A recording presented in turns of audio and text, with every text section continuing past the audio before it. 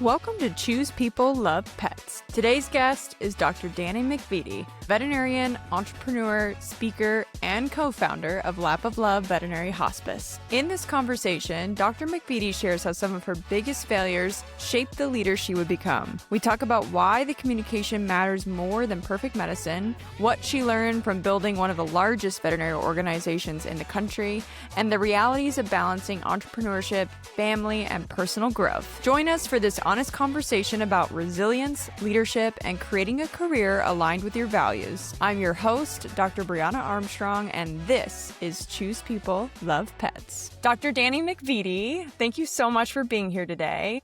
Yeah. I want to start today by going way back, before Lap of Love, before veterinary school, before you volunteered for the human hospice group in college. Where do you think your interest in end-of-life care and entrepreneurship really began? Well, entrepreneurship was the first. My mom and dad had me when they were young. They had just turned 19 when they had me. So I was definitely the oops. So I kind of grew up with my parents. Yeah. And they, so some of my earliest memories were actually running on carpet rolls because my mom and my dad, when I was born, my dad worked at a carpet store. And then this was in 1981. So of course, carpet was kind of, really making kind of just starting to be everywhere.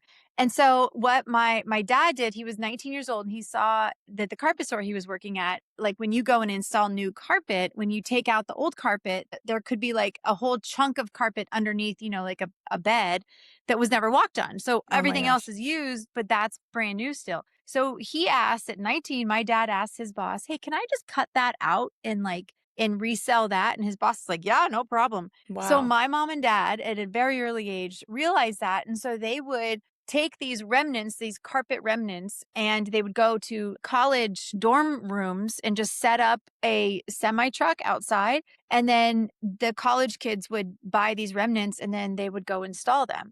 So that was my earliest memory was just my dad. So my mom and my dad have this way of they just both have this very unique brain. I kind of grew up we'd walk into a restaurant and my dad would be like, did you notice that? Did you notice that? Did you notice that? They could have done this better, that better. And my dad is he barely passed high school, but he just has this incredibly unique people person, skill. And then my mom is very intelligent and can just figure stuff out. She never took an Excel class. She just figured it out on her own, So that was the example that I had growing up. So the entrepreneur thing for me, I always knew that I wanted to do my own thing, to own my own practice. And then the veterinary thing, I just loved horses. It just started with horses. My parents would tell you, I'm just addicted to it. I would clean stalls. I didn't even have to ride. I would just pet them, touch them, feed them, anything. I used to call a lady that I met down the road and she had miniature horses. And I was like, can I come do your stalls? She's like, honey, I can't pay you. I'm like, pay me. Do you need me to pay you? I'll come do it. I just loved it so much. So fast forward, I never fell in love with the science of veterinary medicine, the actual, just the biology. I loved it and I was good at it, but I never loved it as much as I loved the people interaction. And then of course that led to the business side of it, which is of course led to Lap of Love. Yeah. How did you I think it's pretty unique that you went and volunteered in a human hospice in college. I don't know very many people that do that. Where did the interest in end-of-life care come into play?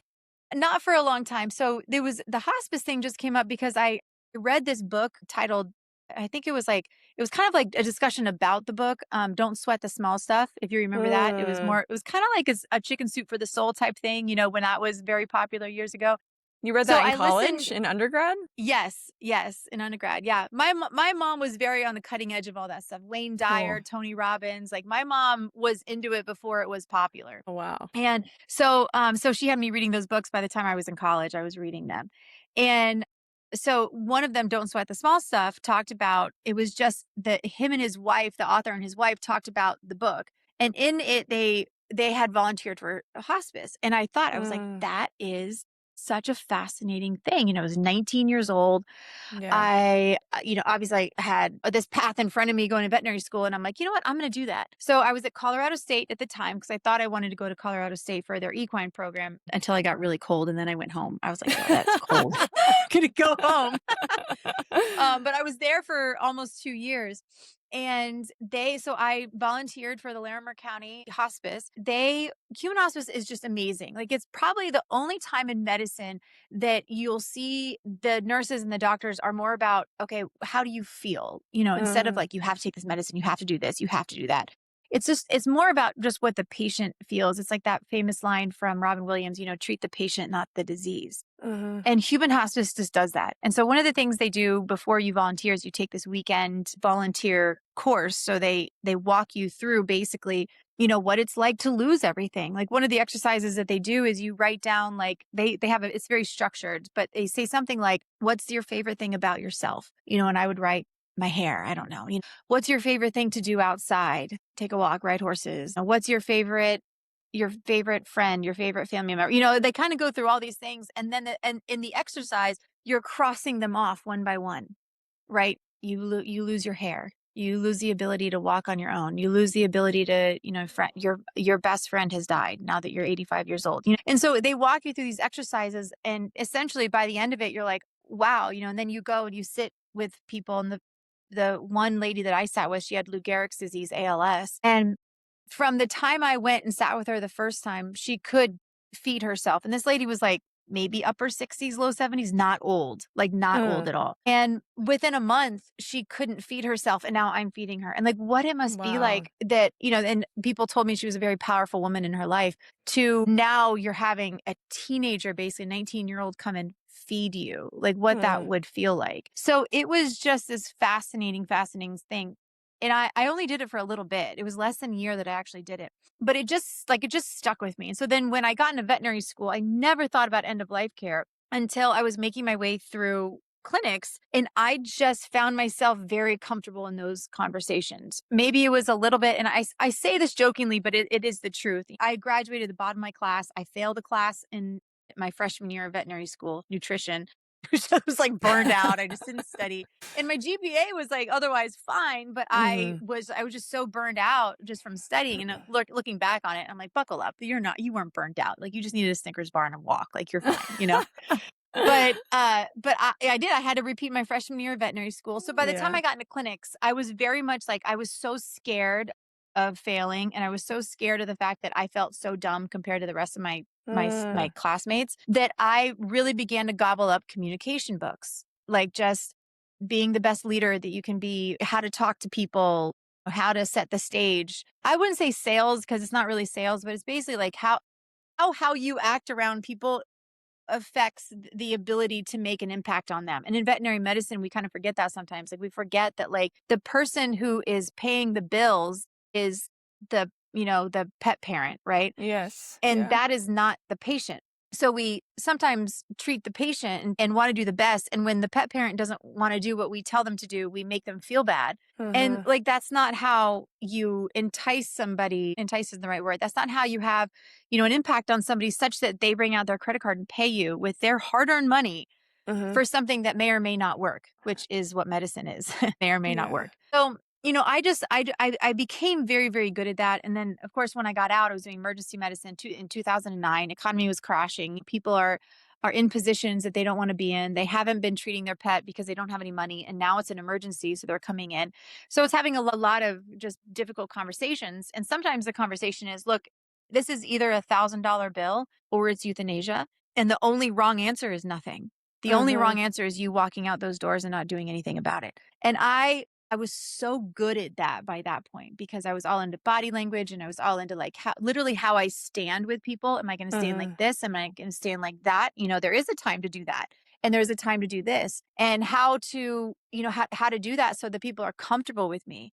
And there were so many times that I had no idea really not what I was talking about, because I knew what I was talking about, but I didn't know what the outcome was going to be. But I did know how to guide this person through the probability of the outcome and making them feel comfortable about the decision that we're going to make, whether that decision is euthanasia or whether that decision is a $3,000 bill. And I'm just not okay with letting people go into debt for a veterinary bill. I'm not okay with it. Like, I think that that's absolutely ridiculous. And it's one of the worst things that we do in veterinary medicine is not prepare new grads for that conversation. And new grads, because I have helped my family members through it, new grads are willing to say, this is a $3,000 bill. Well, what about euthanasia? No, we can't do the euthanasia. We're not going to discuss that. I'm like, no, you are going to discuss euthanasia because I'm not going to allow my niece to have a $3,000 bill to save a cat that may or may not be saved. I'm not going to do that. That's not that's not an appropriate decision. So that's kind of where my mentality came, as I'm going to help people and I'm going to make them feel comfortable about the decision. And obviously I'm going to do the best for the pet because that's what I went to school for a long time to learn how to do. And that part's easy for me. Like that part's very easy. The other part is how you treat people around that decision-making process. Yeah, we're very aligned on how we feel about debt and the options that people should have and the conversations that we really should be mindful about and like get better education on. What's interesting is that I don't think many veterinary students understand the link between the way we're communicating and body language and the patient care that's going to result in being really good at that. Because in vet school, you're all focused on the medicine. How did you connect those dots? And I know you're working with a lot of vet students now. Like maybe we're getting better at connecting those dots because that communication piece is coming up more. But I don't think that's like, especially when I was in school, we were not focused on like trying, like how do you say this in a way that gets you the buy-in and the teamwork that we need to get owners to say yes? Did somebody plant that seed? Were you seeing it from the work and the business stuff you had done before? A little bit. I think I grew up with the mentality of treating the client properly. So that was probably like the seed, is just me knowing that like as a business owner, you need to treat that client properly, Yeah. And that doesn't mean that the client's always right, because veterinary medicine, like we know that, right? Like they are not always right. We definitely need to, be mindful about that. But yeah, that was the seed, was just how I grew up. But then the second part of it, I mean, probably literally from fear, just from fear of like, I'm not smart. Like I'm not smart like these people. These people rattle off, all these things. And like, I just can't remember stuff like that. I was so afraid of being a bad doctor. I really was.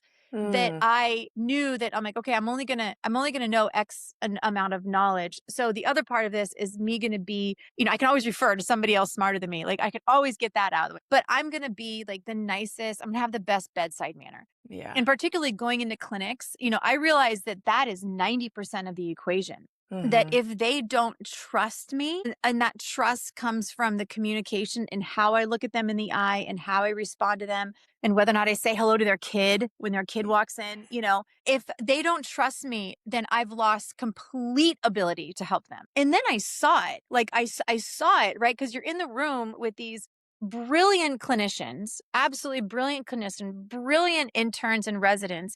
And I see it in the client, and you're watching this as a third wheel. You're watching this interaction and you're like, they lost him. There you go. Right there. Right there. You lost them. Or the opposite of, wow, that worked amazingly well.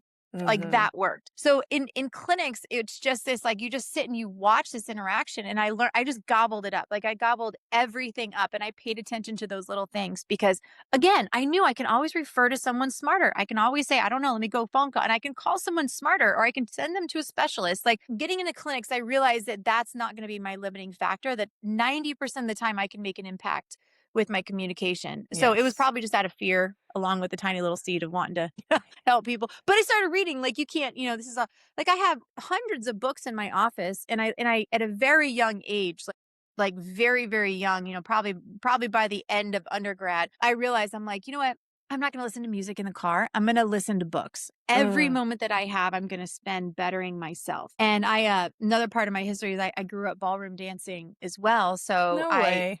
and that was probably part of me not even listening to music, because you listen to music so much when you're dancing and that stuff, that when I was in the car, I'm like, I need to learn something, I need to. So that's, again, it was, and I don't think enough people have that mentality of like, I'm going to better myself, because the opposite mentality is I'm good enough. I already know what I need to know. Yes. Yeah, I'm fine. I'll learn that later. No, you have to learn it now. Like you have to be so invested. Like, even with the euthanasia, when I started Lap of Love, it was very much like every single thing I said had to be perfect. And people are like, well, what book did you read to learn that? I'm like, no, I was obsessed with it. Yeah. I was obsessed with people asking, when someone calls me for euthanasia or end of life care and they don't know what to do, I have to walk them through that conversation because they're crying and they don't know what to ask me. So even Mm-hmm. now, if I call a business and I'm like, hey, I need a tarp for my trailer. Like the good business people are the ones that pick up the conversation because they know more about it than I do. They're like, oh, awesome. Listen, we got you. We got everything you need, yada, yada, yada. Okay, tell me a Mm-hmm. little bit about what you, and they lead the conversation. So Mm-hmm. it's just something as small as that, and even like in euthanasia, obviously a decision a family needs to make that they aren't aware of is what they want to do with their body afterwards. So I'm like, I was obsessed with how do I say it? Like, what do I say? Okay, we're going to euthanize on this day. I came up with like, what would you like to do with him afterwards? Right. It's just very Mm. simple, Yeah. but it's not too much and it's not too little. So just little things like that. Mm-hmm. But I was obsessed with it from the beginning, even the website, like obsessed with everything, every phrase, every sentence that's on there, the sympathy cards, what it says, everything. And again, like I just hear from people all the time, like, well, where did you read to figure that, to learn that? I'm like, no, you have to figure it out from from the inside out, and you Yes. have to want to. Yeah. And then the foundation that you have from the communication that you've taught yourself and like have learned through the audiobooks and stuff like that. The other thing I hear people say all the time is they're like, oh, I don't have time to like study Yeah. that stuff or look at, and I listen to podcasts on my drive too. And I also, when I'm getting ready, I have my earbuds in and I'm listening to something that I'm interested in to learn. And though it's those like 15, 20 minutes of your day that right now you're not really just like going through the motions that you could be taking more in. But I don't know how many people think that way. And I totally resonate with the idea of the way you come across and how your clients are hearing you and feeling the experience is you do have to be obsessed with it as a business owner. Literally in a team meeting, I think 2 months ago, we talked about like when they come in, you shouldn't ask, who is this? Like you have Yeah. the schedule right in front of you. You should know exactly who their name is. You have the breed so you can tell who's who. We should be like, oh my gosh, that's Jackson. Like, so good to see him today. We're excited that you're here, right? And those little shifts Yeah. make a huge difference. And I love anyway, I could go on and on about No, I know. Yeah. obsessing over all those little details and the way you're communicating with people. And that is where veterinary medicine's going. That kind of client service communication piece, I truly believe is going to be what everybody starts getting obsessed with in the next like 5 years or so. You're already seeing that shift. I want to back up a second because something I really love about you, Dr. McVety, is that you are so vulnerable and share so openly that you failed that nutrition class. The first time I saw you speak in public was when I was in vet school. And you shared that story. And then when I was researching you for this episode, almost a lot of the podcast episodes and like your commencement speech to the 2024 veterinary class, like you always bring up the failures that you went through. And I know it's kind of funny, but it's also like when we see people as successful as you are and like us early newer generations coming in, you think that, okay, they must have done a lot of it really right or most of it really right. And if they made mistakes, they were like minor.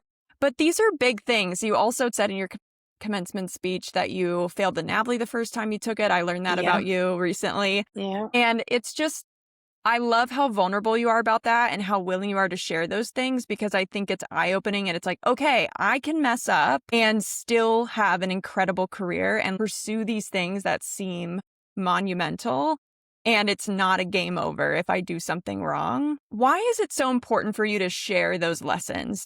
I love that you do it so frequently. And I want to know more about like what's driving you to share those stories as much as you do. I love that. And I love that I love that you could have listened to me years ago. And because to me, it just feels like yesterday, Yeah. that I would, go and talk. And obviously pre-COVID, I did a lot and COVID kind of changed some of that. But Yeah, totally. it was never, I never considered not sharing it. It really wasn't, and that's who I am. Like, I don't think that we can be fully who we are.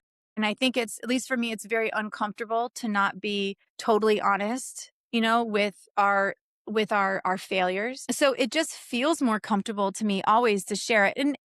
And I think even more so, I remember so vividly vet school, and I'm sure you do too. I've Yeah. had other people like, I mean, other veterinarians are like, I drive past it and I get like a pit in my stomach just from My driving God. past, the vet school. And like, and I remember that. Like I do too. Every time I pull in to UF, Your at the heart rate veterinary goes school, I'm up. like, Yeah. oh, what did I forget? You know what I mean? Like Yes. what? So like I remember that fear, that worry, that anxiety like so much. And even failing the first year also, I had another 4 years of that anxiety. So it was like it's just so alive for me. And Mhm. there were a handful of speakers and a handful of clinicians and a handful of doctors, that are that vulnerable with us in veterinary school. And those are the ones that really make an impact. Like those are the ones that are voted teacher of the year every year, and that they're just so real. Like they're real Yes. people. So to me, it's like sharing that, I think, is, one of the most important and impactful things just for me personally is when I get students that come up to me afterwards and they say like, thank you so much. I needed that so much. I am on the Yeah. verge of failing a class. I'm thinking about even dropping out of veterinary school because I just can't make it through. I love that so much. And so it's just a reminder of like, and honestly, it's just the things I wish I would have said. Like, I mean, most of the time I'm standing there in front of the students telling myself what I needed to hear at that stage Mm. and reminding them again that like at your perspective in veterinary school, you've been judged by the numbers on a piece of paper your entire life. You got out of high school. What's your GPA? Are you going to Yes. get into the college you want? You get through college. What'd you get in organic chemistry? What'd you get in bio 2? What'd you get in biochemistry? Like, did you pass? Did you get the A that you think you needed? Okay, what'd you get on your GRE? What's your rank when you get into school? Did you make it into vet school? Did you make it, are you waitlisted? And so you're just like, you're constantly ranked. And now here you are, early 20s getting into veterinary school and you have no perspective yet on life. You think you do, right? Because we all Yeah. do at that age. But that's what I like to share is that perspective of like, let it go. Let it go Yes. because no one will ever ask you whether or not you graduated with honors or not. I know it seems important right now. Like it seems very important to you because you've graduated with honors and everything you've done. Trust me. Yes. Even me, everything I ever did until I got to vet school was relatively easy. And you just have to let it go because no one will care. What they do care about is whether or not you're going to make an impact on them. And then on top of that, whether or not you're going to go out and make an impact on the profession. And Mhm. that's what I wish we had more people doing. I really do. I wish we had more people willing to start businesses. I wish we had more veterinarians willing to kind of stand up and say, this is the quality of life that I want. And here's what I'm willing to do for it. And here's what I'm not willing to do for it. I think that we Mhm. also, this is a total opposite or not opposite. This is a total sidetrack. But Yeah. one of the things that we don't talk about in veterinary medicine enough is motherhood. And we Mhm. expect I to totally do agree. everything. You're just to kind of expect, and also like, I don't know about if like, but for me, when I was in veterinary school, I didn't know if I wanted to have kids or not because Mhm. I'd spent my entire life getting into veterinary school. I'm like, I don't know if I want to have kids. But then at some point, like it hit my, pack of bricks in my head, in my junior year. And I'm like, this is not a decision I can undo. If I Yeah. decide not to have kids right now, I can't undo that decision in my 40s and 50s and 60s. And then all of a sudden decide, I mean, maybe you can, right? But you don't get to have like It's a a lot lifetime harder. with your Right. children. Yeah, it's a lot harder. So that's something I wish veterinary schools would be able to position better. And that's a total separate conversation. But Yeah. It's kind it's of just, frowned it's, upon to like have a kid while you're in vet school. Like I remember, I think I had yeah, 2 classmates that got pregnant and we were like, what is she thinking? Or like, how is she going to finish clinics? And I think the school was talking to one of them about deferring because, and like, that's a whole another year of tuition. yeah, There's not a lot of conversation about like, how do you support people, that are interested in starting families and want to get the training they need to do this career that right, we've chosen. So it right. is a big conversation. And the balance of what I love is that the more conversations I have with moms who are like yourself, you have 5 kids. I mean, that's Yeah, amazing. And you've done everything that you've done. That's part of what I want to share with this is like you can have a family, a life, and build a career and be a veterinarian. And that comes with a cost. it comes. Yeah, I was about to say that. Yes, you It comes have to with a be cost. willing. Yep, Yes. You have to have boundaries. yep, This was something I wanted to get in later is like you've made like your career it's always exciting to talk about entrepreneurship and getting to do the things that we get to do as entrepreneurs and all the multitasking. However, and the successes, but there's also the costs. So one of the questions I was going to ask you, which we can get into now, is what were the surprising or unexpected costs that you had with your career, the way it's gone?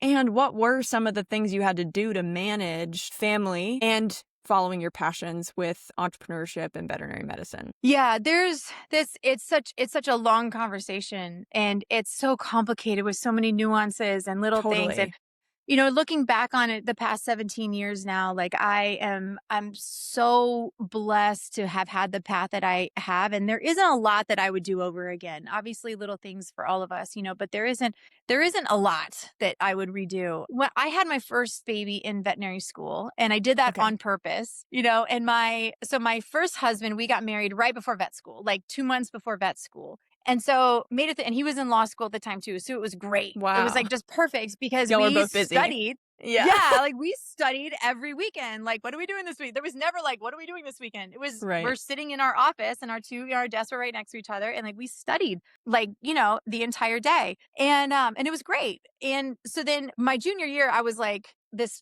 pack of bricks, hit me across the head. I'm like, if I don't do this now, like I'm never going to have kids. So I was like, babe, I'm like, I got to have the baby in June, so you go into clinics your junior year. Okay. So I was in clinics and I got pregnant in clinics. And so then you're in clinics from the very, very end of your sophomore year. So boom, then you start clinics. I was in clinics until December, and then January of, what was it, 2008, January, I'm getting now big, because I'm doing June. So as I get bigger, I was in I was in the classroom. So it was great. Like it worked out perfectly. And then boom, June, I had him. You have that summer off between junior and senior year. And that's, yeah, and that's when you do externships. So it worked out great. I had those, 2.5 months off to be completely a mother to an infant. It was best. It was great. That's amazing. Yeah. And at the very end, I went and stayed with my mom and dad in Tampa, and I did my 2-week externship that I had to do, and I pumped through that and everything. And then when school started again that same calendar year, then I'm back in the classroom. And you don't go back into clinics until January of your senior year. Okay. So University of Florida is like perfect. It was. Yeah. Now, as you had mentioned before, like I knew that I was risking a bad pregnancy. I was risking deferment, if I couldn't, get everything aligned and all that stuff. I knew that I was a risk, but it was a risk I was willing to take. Now, thankfully, everything went fine, and my son, who's now 17, was born, and like it was great. So then what happened was then I got out, started emergency practice, and then within about 6-8 months or so, got pregnant with my second one, and then yada, yada. So by the time that Lap of Love was really up and running, because I had started like 3 or 4 months out of school, I started Lap of Love. Soon. And then I was, yeah. I know. Well, and I had no idea I was like, there's a little part-time job I'll do, on the side while I'm doing emergency, and I'll buy emergency practice down the road. Yeah, that's how it begins. Yeah. And then slowly, it just built. So it was about 1.5 years, like 2 years later, that I was able to then quit that job and do Lap of Love. And by that point, I had my second baby, and it was great because doing emergency, I was able to spend a lot of time with my son. And that's why I picked emergency during the day, so that he wasn't in another person's care for maybe 20 hours a week, 25 hours a week. And it was very important to me, like really important to me, and I think a lot of us as veterinarians, we go into veterinary medicine because we're heavy duty caretakers. Yes. We approach it intellectually as well. So intellectually, I was like, I, as the mother, am the best for my baby, period, end of story. When he gets to be 5, 6, someone else is going to teach him to read, because I'm like, I don't know how the hell to teach a kid to read, But right now, as a baby, until they're that age, like I am the best. So I was able to spend a lot of time. And then again, by the time my second baby was born, I quit ER, and then she could come with me. So like she was like 3 days old, and my dad rode with me in the car to go do a euthanasia appointment because I didn't have anyone. It was just me at the time. 3 days after you give birth, you were working? Yeah. Oh my gosh, I just went on an appointment. But the appointment's 45 minutes long. I'm away from her for 45 minutes, and my dad sat in the car with her, and I told the lady, she was so nice. I was like, look, I just had a baby. She's like, bring her with you. I'm like, okay. the stuff I did, I'm like, oh my Yeah. gosh. But I did it. Like that's the point is I just decided to do it. And I was very clear with everybody. I gave up a lot, during those years when my kids were little. And there were times that they were in I found this, I don't like the word daycare, but I found this school that, that they would be in, and they were there longer than I wanted them to be. And when I got home, I was with them and I had a crap ton of work to do. So Mm, there were years when I probably pulled one all-nighter a week, years where I was up at 4 a.m. I didn't go to bed until midnight. I consumed so much coffee. It was unhealthy, mm, but I did it and I gave up sleep because I was not going to give up that time with my kids. So my answer was always give up sleep, always. And in my 30s, I was able to do that and it wasn't a problem. It's a little bit harder now than it was, but I did. And my first marriage, we were married for almost 10 years and priorities are very different. Obviously, when anyone who goes through a marriage that falls apart knows that it's so complicated, all the reasons. mhm, But, we were both very career oriented. It's difficult, and so he's a great guy. We're still very good friends. He's an attorney and it works out great. We're very, very blessed. Our kids are very happy. And I got remarried about 8 years ago. So this is, a great example. When I met my now husband, Dominic, I was working like crazy.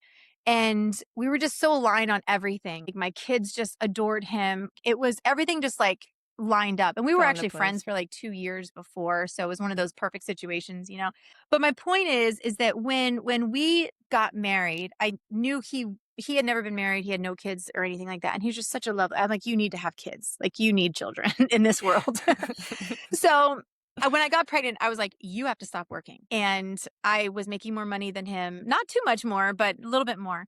I'm like, you Mhm, have to start working and he worked at FedEx for 15 years. He had worked his way up, into management and everything. And I was like, look, thankfully we're aligned on kids do not belong in daycare and we're going to keep them home. And so I had my third child and he stayed home with him. And it is not easy. I'm telling you, it is not easy. And my dear sweet husband, it was very difficult for him to go working his entire life and then to stay at home.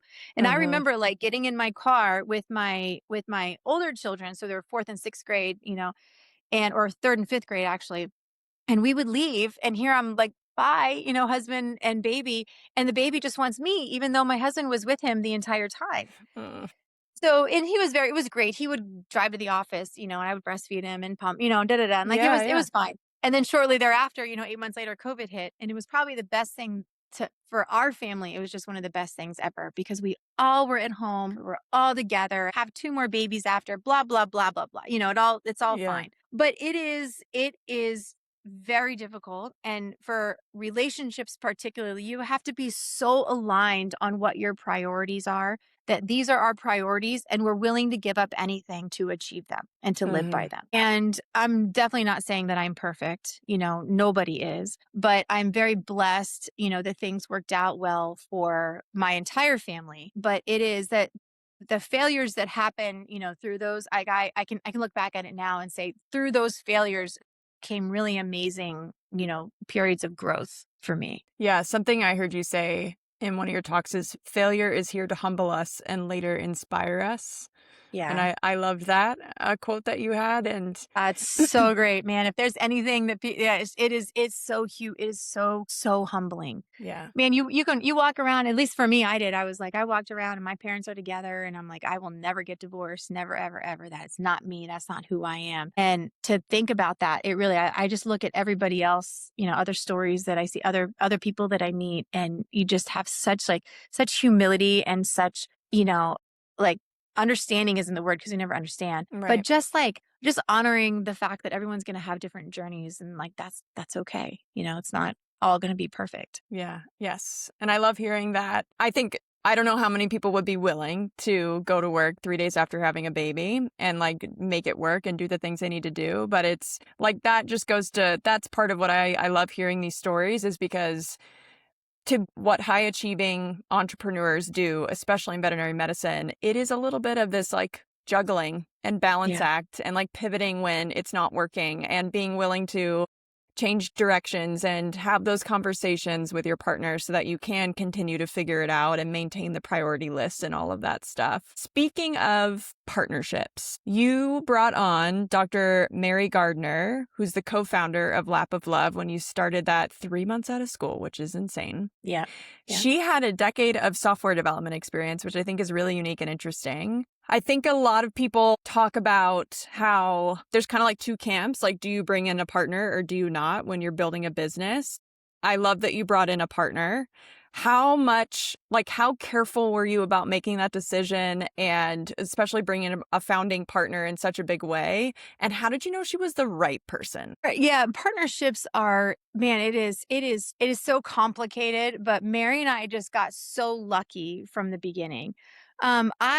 When Lab of Love kept growing and growing and growing, and then I started getting phone calls from other doctors around the country saying, I found this, I want to start this. How'd you start this? And I realized really quickly into it.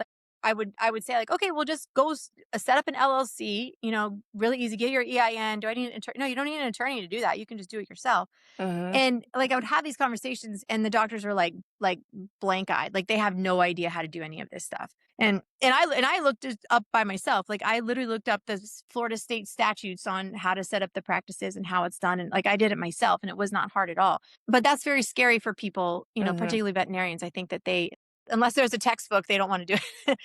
So that's such a good point. But my point is because of that, I knew that there was an opportunity to scale the business by bringing other veterinarians on because they didn't want to set it up on their own at the time. So, when I started realizing that, I'm like, man, I need a software system.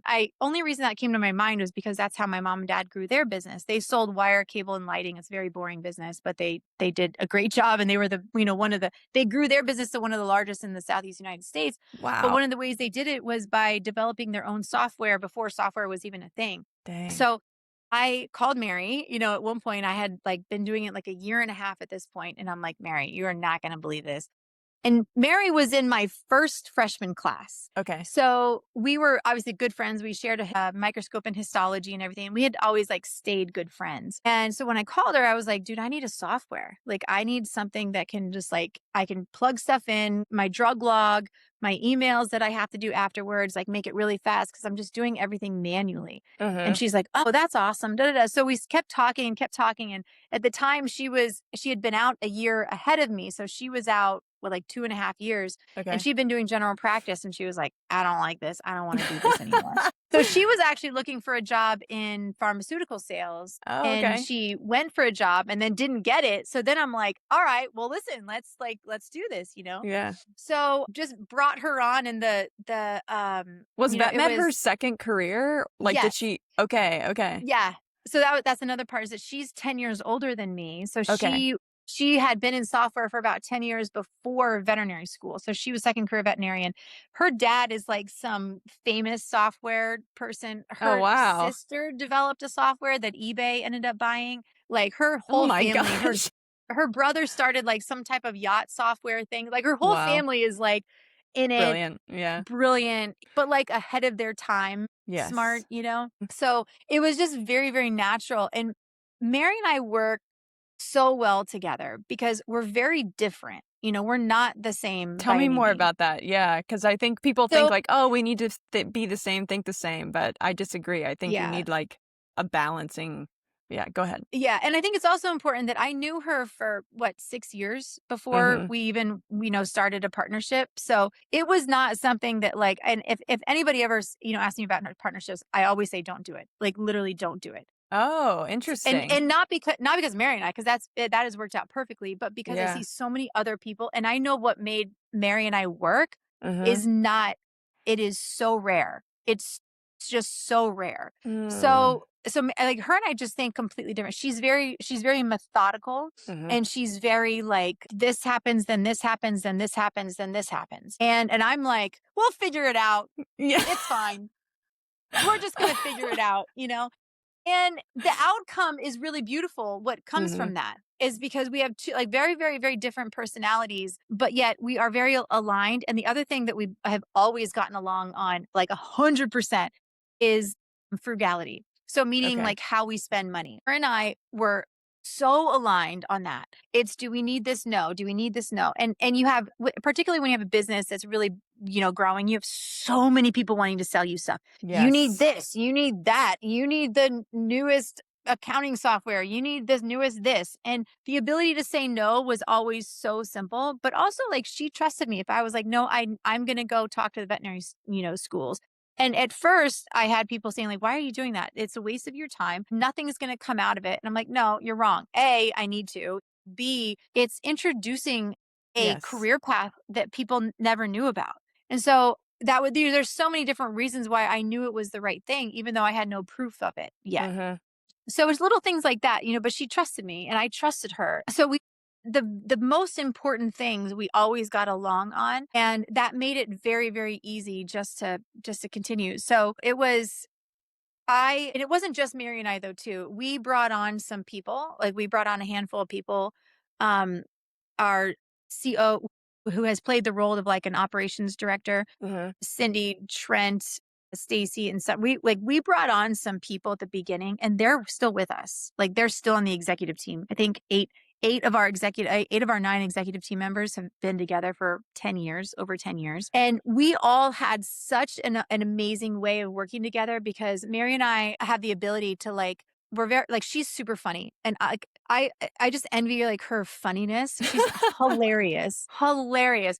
And if we're on a dinner table, like she's on one end of the dinner table, like having like this comedic, review, and I'm on the other end of the table, like having like this deep discussion about medical ethics, Oh my and gosh. so we just have two polar opposite, personalities, but together we were able to pull things out of people and Mm-hmm. also respect people. And neither of us are this like, you work for me, you do what I tell you to do. Like we're not that at all. We're very much like, we're going to build a team and we're going to give everybody the respect and we're going to get out of their way and we're going to trust them.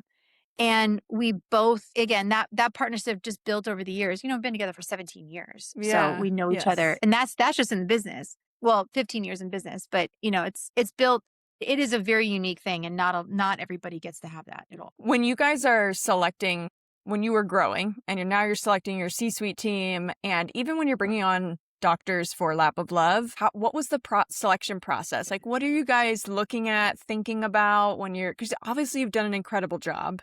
Lap of Love's been hugely successful and they continue to provide really excellent experiences. What is going into deciding who is coming in to help keep moving that forward? The doctors have always been really easy. Everybody used to ask me that at the beginning. What's your recruiting policy? And at the beginning for years, because I did the recruiting for, I don't know, 10 years, plus. It was very simple. It's literally I just have a conversation with them. And if they can't hold a conversation on the phone, literally hey, how are you? How's it going? You're in Pennsylvania? That's great. My best friend lives in Pennsylvania. Is the weather nice? Is it hot? Is it cold? Tell me about your favorite place. Like if you can't hold a conversation like that, then you're not going to be able to walk into a stranger's home and make them feel comfortable. So, and of course, we're blessed that this type of work also, it's not like general practice where it's like a default job that you have in veterinary medicine. It's people go to it because they're inspired to do the work. Right. So that together means the doctor recruiting is very easy because you got to want to do it. And then you just have to be a really nice person, personable, and you're going to be great. And you're going to love it because you're off on your own. There's all these other kind of reasons why people love it. Mm-hmm. But the executive side of it has always been, it's very much about personality. If you can't jive with somebody, meaning call you up, hey, even though I stepped down a little over a year ago as CEO, my best friends are still my executive team at Lap of Love. And they come over, I had 2 of them over last week. They're my friends, Yeah. So if I can't have a conversation with somebody that we're interviewing and feel like I can be friends with them, it isn't going to work. And that's happened. We've had a handful of people that have come in that just kind of just haven't fit, and they know it and we know it, and it's fine. It's no problem. But that's the most important thing is I think sometimes, you forget that, and you forget that you just have to be able to have hard conversations, and without that friendship base, you can't have hard conversations. And I know this is completely the opposite of what a lot of business books will say too. No, totally. Yeah. That's why I wanted to talk about it. Yeah. Yeah. I mean, but like you just have to have that first. And then from there, then the work kind of speaks for itself. You look at somebody's background, obviously, do they have the ability to, one of the books I read calls it you have to get it, want it, and have the capacity to do it. Mm, GWC. So you have to get the job. This is from the book Traction. You have to get it. Like you've got to understand what the job is. You got to want it. And I mean, you want it bad. Now, most people want it, but they don't get it. And then C is that you have to have the capacity to do it. You can't just get it and want it, but are running a little side business out of your house on Saturdays or something like that. Like you have to have the capacity to do it. And like, for example, we had somebody in the marketing team years ago that was wonderful and friendly and we all loved her. Great. She just didn't totally get it or have the capacity to do it. And, over a couple of years, we had these conversations with her and she's still with the company. She's like rocking it in the job. We just hired somebody, over her that had much more of the background that we needed to have. And it was great. And she loves it. Like literally, she's still with the company, loving her job. And she's like, Dani, that was such the right decision. Thank you. And the person that we found amazing. in that role, yeah, totally gets it, is able to think ahead, not that this other person couldn't. It just everyone settles into the position that they want because everybody really wants to be happy, right? At the end of the day, Yes. everyone wants to be happy in their position.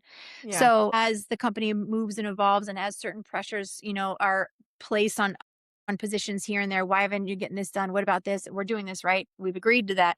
And the other part is having like a really good software system.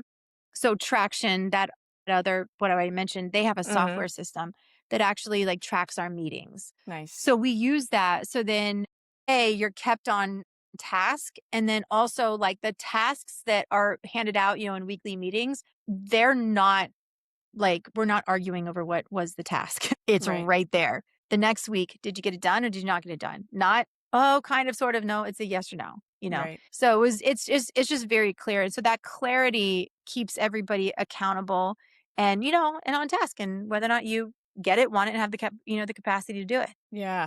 No, I love everything that you're saying. And I think personality in the hiring process doesn't play a big enough role in veterinary Yeah. medicine. I think if Phoebe and I, we run our hospital together, and when we're hiring, that is something we're thinking about a lot, is like, can we just have a conversation with them when we're interviewing them? Do they get Yeah. along with the team or are they standoffish? Because our clients, like, that's the experience they're going to get, is whatever they're bringing to the table and showing up with. The Yeah. other piece I love about what you said is the capacity piece. It makes me think about when we promote people in Yeah. hospitals to management positions because they were really great in their role that they were in, whether it was technician or CSC, and we're like, you're amazing at this, let's promote you, but they don't want it. Like, being a people manager is hard Right. and like confrontational. So a lot of times, if they don't actually want it, and then do they have the capacity to even do those things? And I think we don't ask those questions enough either. And so we promote people that were really great at their previous job and then lose them because we put Yes. them into a position that they hate.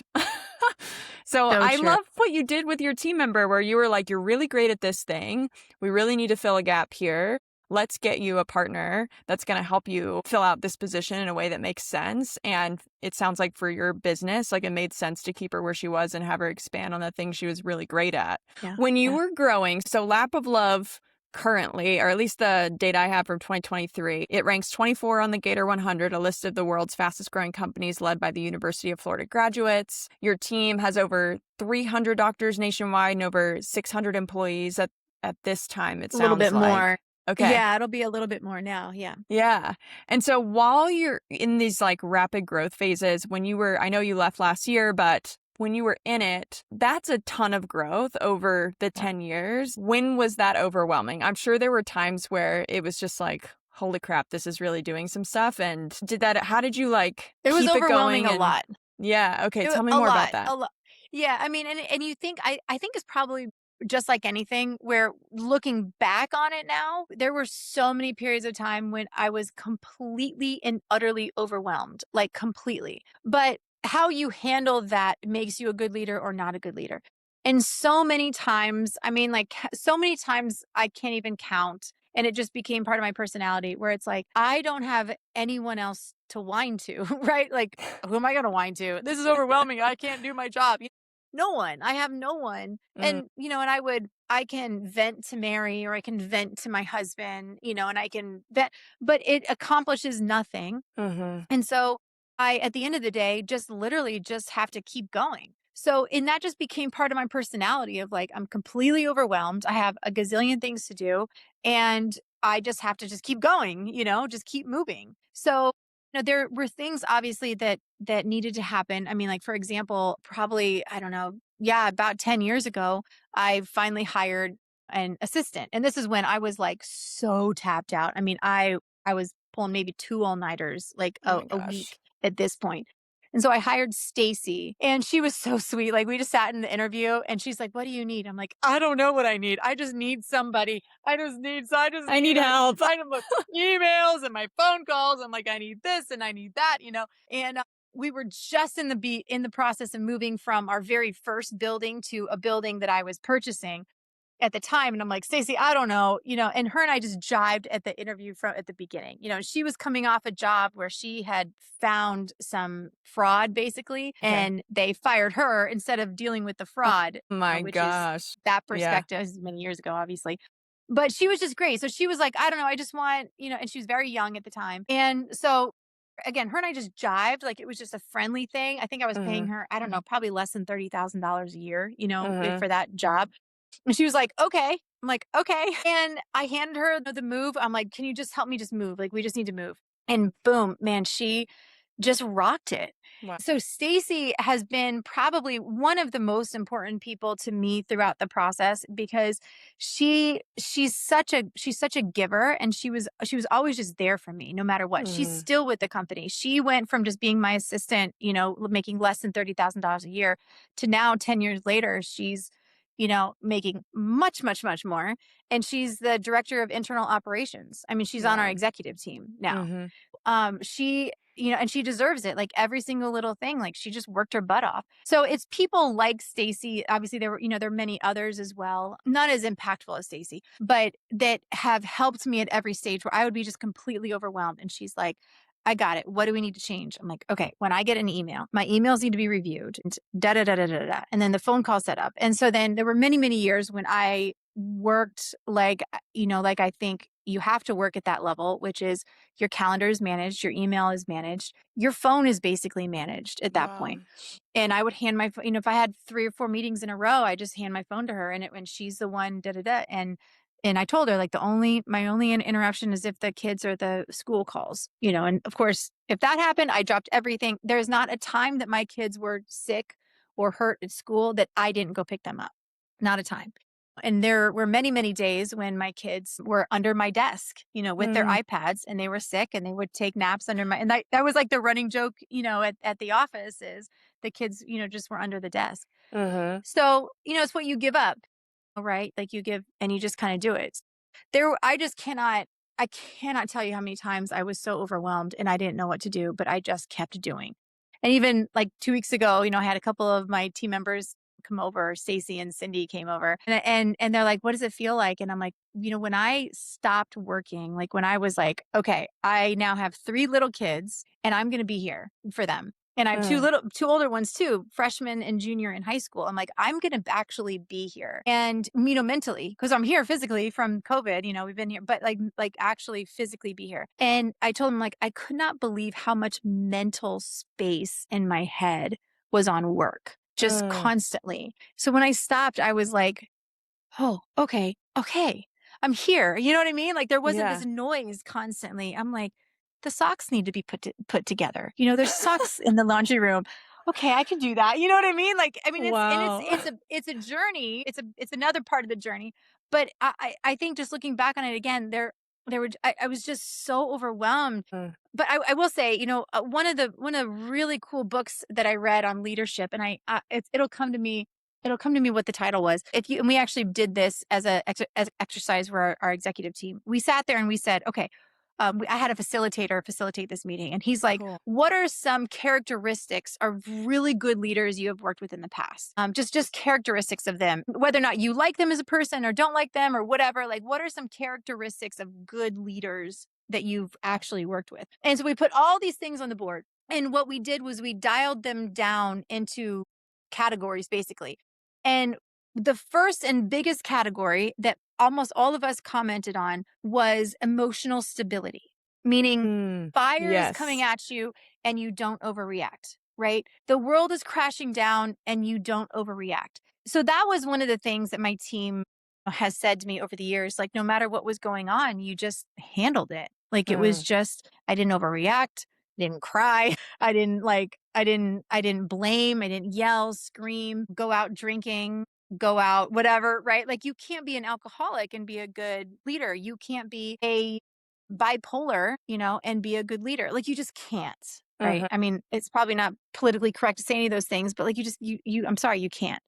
You cannot be emotionally unstable and be a good leader. I totally agree. You have to show up, be stable, and you must be the leader that everyone else needs in that moment. And I really took that seriously. I took that very, very seriously. And, I have had people over the years just say, like, when a decision needs to be made, you made it. And when a decision needed to be changed, you changed it. And that was definitely something that I pride myself on. I'm not always the smartest. I'm not going to know, but I surrounded myself with smart people, and I definitely made sure that decisions were being made for the right reasons. And if we needed to change it later, that's fine. But the decision the first time was made for the right reason. And if it was adjusted for the right reason. Earlier, you said the best leaders are the ones that handle the overwhelm well. But I feel like I was going to ask, like, how do you do that well? But I think you just answered it, which is having that emotional stability, even in times of overwhelm. And I think asking for help like you did, and like figuring out what the solution's going to be so that it can become sustainable. But you have to be not freaking out in order to be in a mental space where you can do that. I have told people who are interested in being a medical director for a hospital or a hospital owner something very similar, which is that sometimes it is a little bit of faking it and like showing up for your team in a way. Yes. Like, you can't show up and be out of control, or like you're going to be taking on the stress and personal issues and traumas of every single person that you're managing. And how much you do that, you can also have boundaries for, but they're going to be dumping and you're going to be managing that. And then I also think about how important your life partner is, if you're going to have a life partner, so that you can show up every day and be ready to do whatever you need to do. Oh, yeah. It's huge. And I so have added that to my Yeah. deck that I now give to veterinary students. I have like one slide on financial stability. And I'm like, the number one most important financial decision you make is your partner. Yes. That is the number one financial decision that you're going to make. Because if you're going to take on somebody that spends money irrationally, doesn't allow you to spend any money, maybe you never go on vacation, Right. or just has a ton of debt and can't figure it out, or absolutely. Sorry, I interrupted you, but yeah. No, but so that's important. exactly right. And I even listened to a podcast recently where there's like 3 types of people when it comes to money and finances. And I forget what they are right now. Maybe I'll drop them in the show notes. But it was really interesting to think about, like, my partner, Tim, and I are really aligned on how we want to spend our finances and how we want to like save and invest and how much we want to spend on vacation and all of that stuff. And it makes, when I think about the other really incredible leaders in my life, and like my hospital partner Phoebe and I, like, I know that her relationship at home is not going to be an issue, and like, and she's going to show up and be the rock that I need her to be, and vice versa.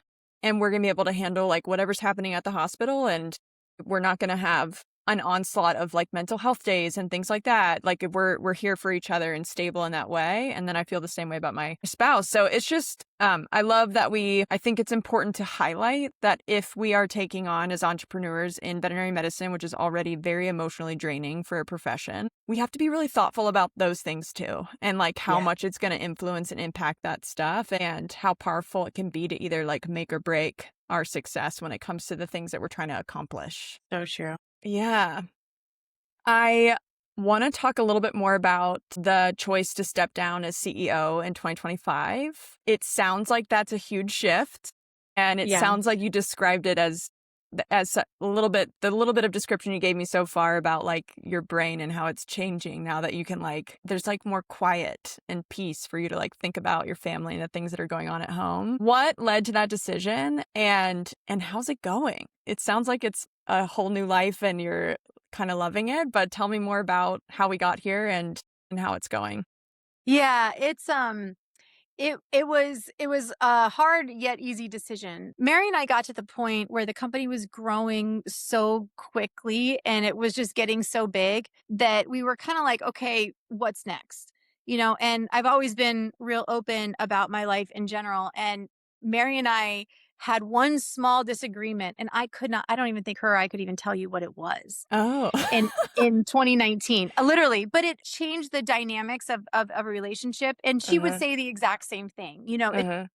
It just kind of changes. And again, I don't even know, like we just never disagreed. So I think one time we had one tiny little disagreement and like it just shifted a little bit. Uh-huh. And around that time, I don't think it's bad for me to say this, but around that time, someone in Blue Pearl approached me about buying Lab of Love. And so it actually like, I'm like, oh, maybe. So I talked to Mary about it and she's like, yeah, maybe. Okay.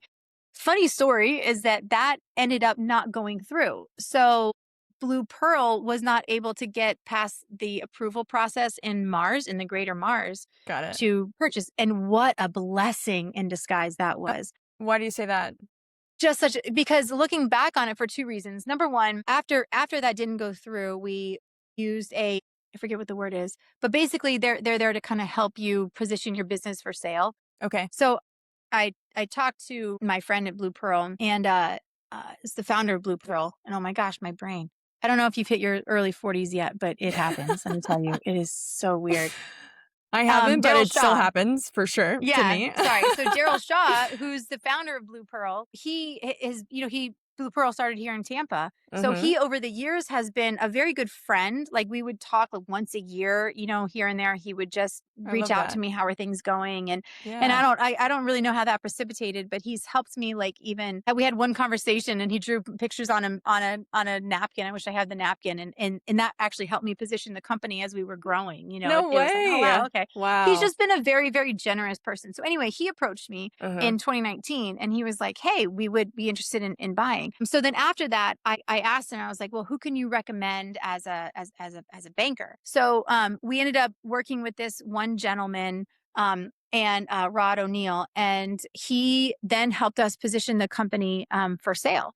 And we went through and it was a blessing for two reasons. So number one, the final offer that we ended up getting was over 3 times what he had offered us. Wow. Much, much more. And then the second most important reason is that once we did sell, so we sold in January of 2020, right before COVID. Okay. Okay. We sold to a wonderful private equity company, Cortec, and they were they were so kind and soft with us, very, very gentle, Yeah. not coming in wanting to make all these changes like Blue Pearl would have. So when we did sell the Cortec, I had so many people reach out to me and say, I'm so glad you didn't sell to a consolidator. I'm so glad you didn't sell to, like Mars or something like that would just come in Yeah. and change everything. So it was the right move.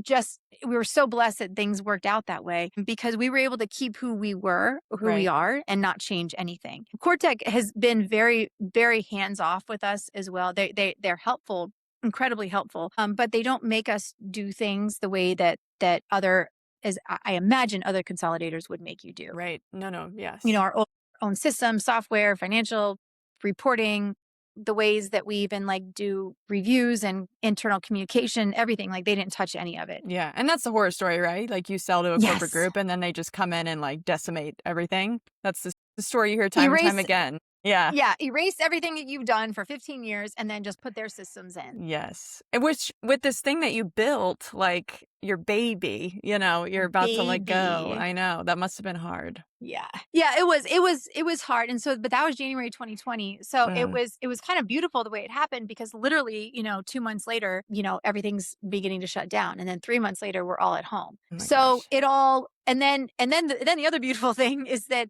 they have other companies that they're helping manage. And all of those companies were just crashing and burning. Ugh. But we're like growing, because we're in home. Yes. So now everything shifts in home. So we shift from just kind of being a luxury to now being essential.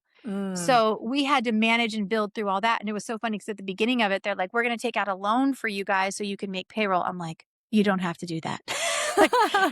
Don't you worry. They didn't know how we worked yet. So they didn't realize like we never will run our company that low. Like we run a tight, good, strong company and I will never not make payroll ever. Like I always kept so much money in the bank that we're good for a year. It's like never a problem. Yeah. You were like prepared. Yes. Oh yeah, fully prepared. Like not making payroll to me is it's just evil. It's evil.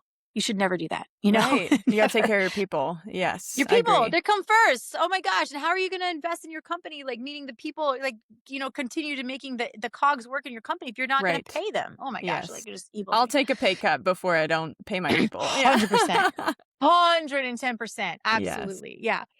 So they really were so hands off with us for, over a year. And then when I got pregnant with my fifth baby is when I did sit down with them and I was like, look, if you want me to step back, I can, but I am happy to stay on and I love it. And he's like, I'll call you in 3 days. He called me the next day and he's like, we want you to stay on. They're like, we love you. We want you to stay on through the next sale. So as you know, private equity buys companies and then between 5 and 7 years is when they will actually resell that company. And that's how they make their money. So we knew that was coming. So that was around end of 2025. So when that kind of happened, or end of 2024 rather. So through that process, I said to them, I said, I am ready to step down. And I now have 3 young children that I'm, that we're homeschooling. We're blessed to have a teacher that comes here because again, I cannot teach a child how to read at all. She's brilliant, but I'm here with my children and I want to be here and I want to be here for my teenagers as well. Yeah. And, I'll be honest, like, you start growing a company and decisions get taken out of your hands. And there's things that I do because of my personality and who I am as a business person that I'm like, this is what I want to do. And somebody else will say, well, let's run it through an Excel spreadsheet. And I'm like, no, it's just what I want to do.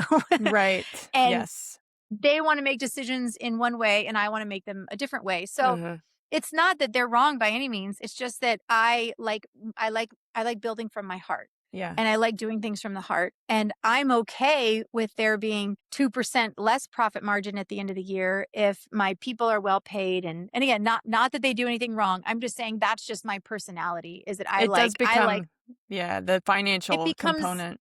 Yeah. A conversation, and I'm okay with this and they want it here. And so then at some point I look around and I'm like, what am I doing? I'm not even like, what am I doing now if I can't make these decisions? And so then I look at other people that have been in that position, like for example, Mark Zuckerberg, and I started reading a little bit about what he went through and he maintained position, control of the board. So I was like, oh, that's why he did that. Oh, okay. So these little things, because I don't have an MBA. I didn't learn this stuff. I've just learned as I've gone. So I did get to the point of like, I'm not able to make the impact that I want to make anymore. It's just not as fun as it used to be. It used to be so much fun. And now it's just a little bit different. But and most importantly is that I really, really wanted that time with my kids. And I'm blessed enough to be able to say that I can stay and be with I adore my husband. I want to be with him. And so I feel like I've been given that possibility. I've been given that right to do that. And how dare I not take it? Yeah. How dare I not take that? Yeah. Also, you worked your butt off to get here. So you deserve it. Yeah. I think a misconception about entrepreneurs, even we think about ourselves is that when we're growing a business, we need to be involved / all of it, like growth phase, starting it and maintenance and expanding it and longevity. And it wasn't until I was speaking with a friend of mine who's an entrepreneur in a totally different world. But he literally helps companies through a couple years of their growth phase. And he was like, this is my sweet spot, growing from this number to this number with this many people. This is where I'm really good and what I really like. And so I just love that you are honest about this idea of I really loved it and had the most fun earlier on. And these things that have changed are maybe not my jam anymore. And there's some other things that are taking priority that I enjoy more. And giving yourself that permission to let go of the thing that you've built and worked on for so long and so hard. I think that's a big, like, it's been over a decade. Like, that's a long time, almost 2 decades, right? It's like almost, it's like when we get out of vet school and like Mary didn't like love working in GP, but literally we've worked our whole careers thus far in 8 years of college to like get there. So it's almost this culty vibe of like, I gotta do this because I said I would, right? Just, yeah, I think giving yourself the permission to say, this isn't as fun anymore for me and I need to follow my heart and go do the thing that I want to do. That's fun. So I can continue to have this joy that's driving me and making me happy and fulfilled in my career. And it's going to look different as life goes on. Yeah. And I think we forget sometimes that, like, I mean, it sounds trite to say, like, you know, we're all going to die, but doing euthanasia, it really smacked me in the face when I was doing it every single day. Cause I'm like, we're all going to die. Yeah. Like, we're literally going to die. And we need to make sure that between point A and point B, you know, that we are working for joy and working because we love it. And yeah, there's going to be periods of your life when you work really, really hard. But then the next period of life, like, embrace the change. And I've really made myself kind of accept that fact because it's really hard. Like, I loved what I did. I love my team. I love everything about it. But it's time, you know, and it's okay. And we're all going to die. Like, I can't take the money with me. Yeah. I can't take even my kids and my family with me. Like, they're not coming with, you know, I mean, who knows what's on the other side, right? But like, we're given these positions in life and we're given certain things and you just have to accept them and just step. I don't know, like, we're going to die. Like, I think we just kind of forget that sometimes. Like, we're going to die. Yes. Oh my God. Love your life. Love what you're doing. You know, if you're going to work your butt off for X number of years, whatever makes sense, and then step into something else. You know, don't, like, everyone just seems like so okay serious with being, like, serious, but like okay with being miserable. Why are you miserable? No, I totally I agree. was never miserable. I mean, there were periods of time, you know, I went through a divorce like that. That was miserable, you know, but when I stepped into work, I was happy. And when I stepped into with parenting with my kids, I was happy. And even like a preschool teacher told me one time, she's like, don't go through divorce and be unhappy. She's like, you do this because you're unhappy. Don't go through this and then be unhappy. She's like, be happy for your kids, be happy. And man, that like smacked me across the face with that. And I'll never forget her for saying that. And I've said it 1,000 times since. But you know, you go through even hard work, like go through the hard work, but then be happy. Yeah. Don't not be happy. Make the choices that get you to the Make place. the choice. Yeah. Like when I failed the class, like I remember my dad was like, are you going to drop out? I'm like, no, I'm going to choose to do this. I'm going to be happy. Like, I'm going to be here.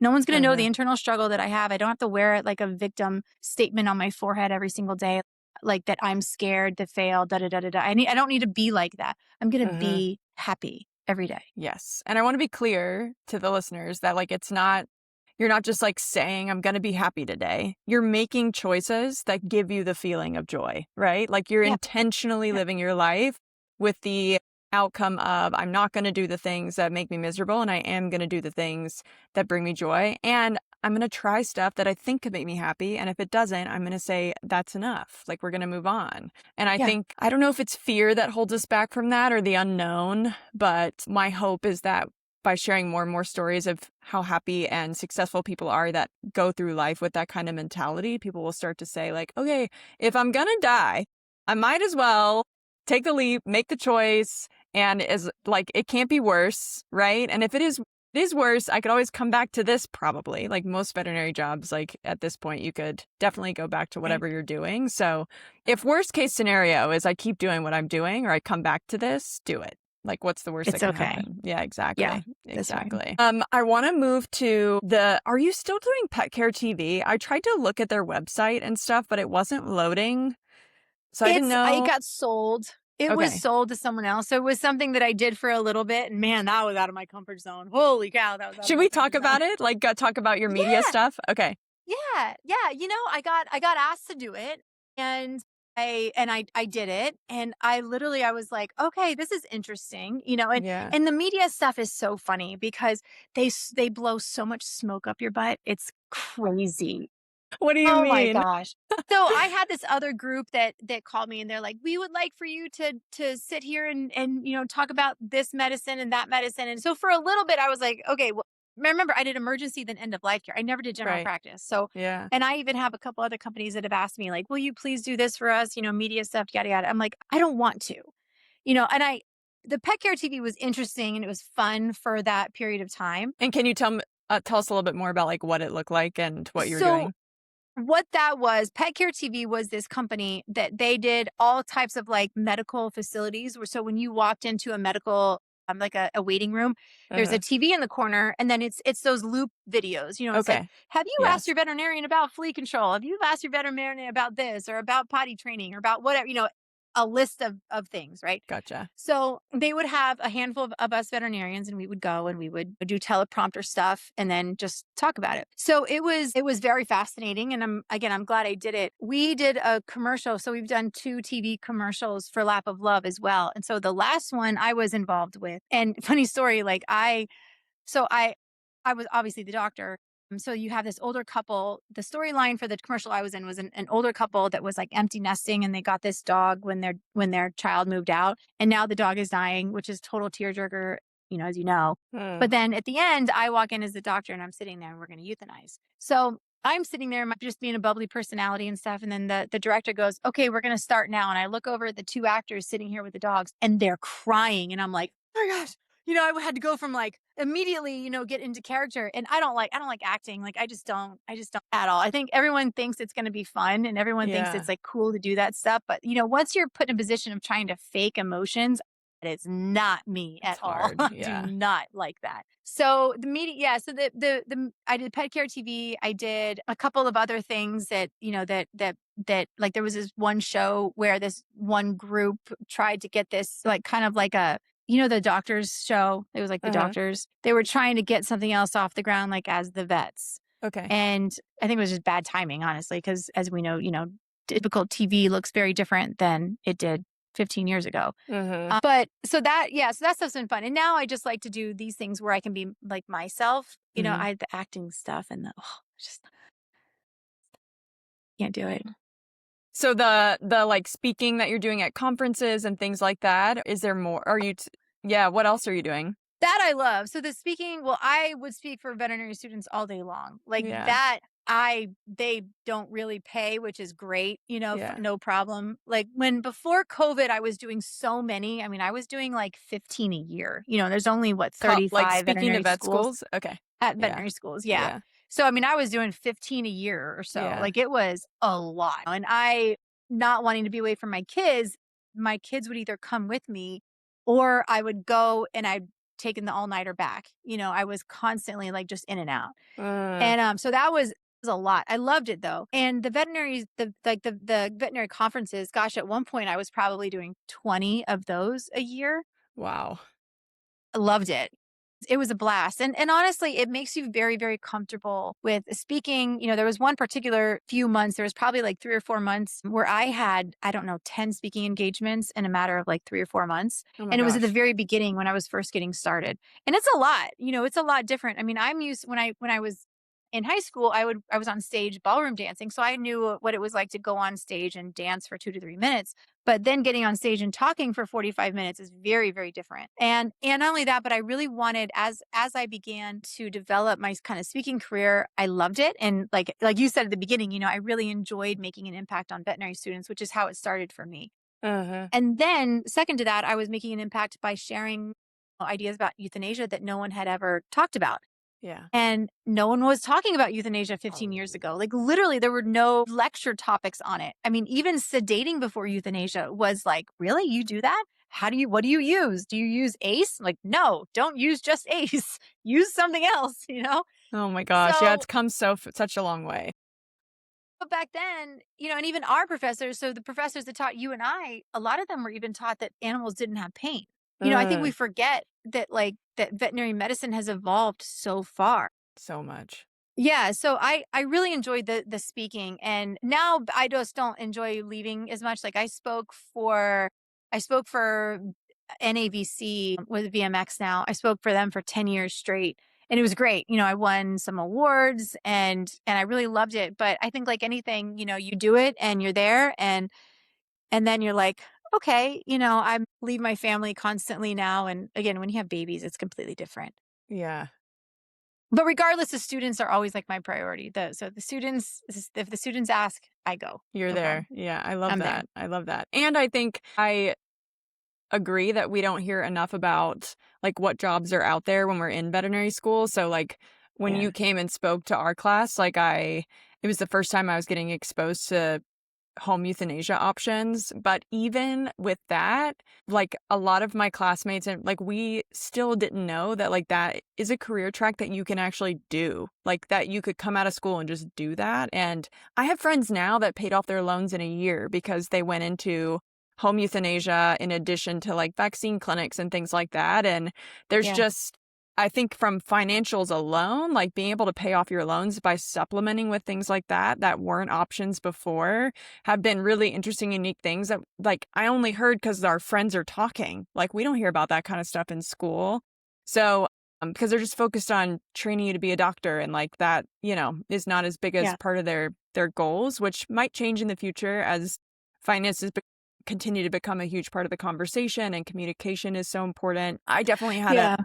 CADA training, which is a euthanasia training where I got introduced to like intra-organ euthanasias and sedation protocols that we weren't taught other than being in that program. And only like 20 of us got to do it. Like it wasn't our whole class got exposed to that. It's just Yeah. We really, bought, yeah. we bought Kada. You did. Yeah.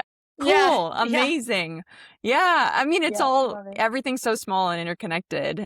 Yeah. But that makes sense. It's right along the lines of like what Lap of Love is doing. And it makes sense that you guys connected and became one. Yeah.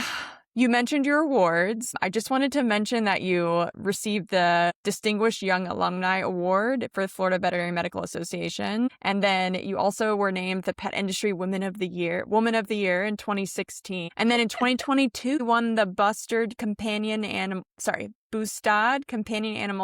Veterinarian of the Year Award. It's a really high honor. I mean, you've done some really incredible things. And so I love being taken through your journey and just seeing all the ups and downs because I think it's with the amount that you've accomplished, are going to accomplish in your life. Like it's just so inspiring and really cool to see all the different aspects that went into where you are today. With everything that you've seen in euthanasia and veterinary medicine, the conversations around the culture of vet med right now, where do you see euthanasia and hospice care going in the next 10 years? And some of like the biggest challenges are just like, what are you seeing right now and where do you see it going, especially with like technology and everything that's coming into play? Yeah.